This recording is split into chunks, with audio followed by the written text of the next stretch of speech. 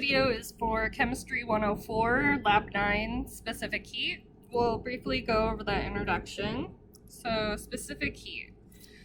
Specific heat or specific heat capacity is a physical property that measures how easily a substance changes temperature in response to an input or output of energy. It is relatively easy to change the temperature of a substance with a low specific heat. Even a small input of energy into an object made of a substance with low specific heat can cause a large increase in temperature. The same amount of energy put into an object made of a material with a high specific heat will cause a smaller change in temperature, but this is assuming that the objects have the same mass. Specific heat is defined by the following equation. Q equals mc delta T, where Q represents the heat going into or out of the object, M represents the mass of the object, C represents the specific heat, and delta T represents the change in temperature. Let's talk about each of these variables and their units one at a time. So heat is energy flowing into or out of an object due to a difference in temperature between the object and its surroundings. Since heat is a type of energy, it can be measured in joules, kilojoules, calories, or kilocalories. We will use calories for this lab. If heat is going into the object, Q is a positive number, and if heat is leaving the object, Q will be a negative number. Mass will be measured in grams for this lab. Delta T indicates a change in temperature. It can have any of the temperature units we have seen in this class, so Celsius, Kelvin, or Fahrenheit, but we will use Celsius for this lab. Another way of saying change in temperature is saying the final temperature minus the initial temperature. So the equation is delta T equals T sub F minus T sub I, where T sub F is the final temperature and T sub I is the initial temperature. The equation for specific heat can also be rewritten using this way of writing the temperature change.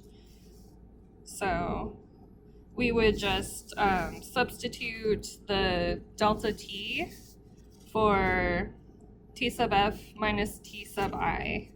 So Q equals mc and then T sub F minus T sub I. Finally, the units of specific heat are a little tricky. The units on both sides of an equation must always be equal. For this to be true, in this case, the units for specific heat must be calories divided by grams times Celsius. That means calories are in the numerator and both grams and degrees Celsius are in the denominator. So, measuring the specific heat of a metal.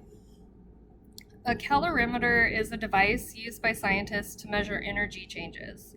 A simple calorimeter can be constructed using two styrofoam cups, one inside the other. Styrofoam is a good insulator, meaning that it's difficult for heat to flow through it. Two styrofoam cups together make an even better insulator. Ideally, heat will be trapped inside the calorimeter and not allowed to leave it. We will place room temperature water inside the styrofoam cup and we will carefully measure the mass of the water. The specific heat of water is 1.00 calories per gram Celsius. Since we know the mass and the specific heat of the water, we can use temperature changes, which are easy to measure with a thermometer, to calculate the energy flowing into or out of the water.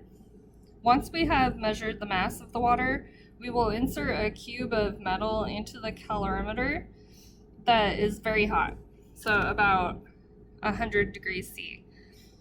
Due to the temperature difference between the metal and the water, heat will flow from the metal to the water. Since no energy can leave the calorimeter, we can write Q sub W plus Q sub M equals 0, where Q sub W is the heat flowing into the water, which will be positive since it's gaining heat, and Q sub M is the heat flowing out of the metal, which is negative since it's losing heat.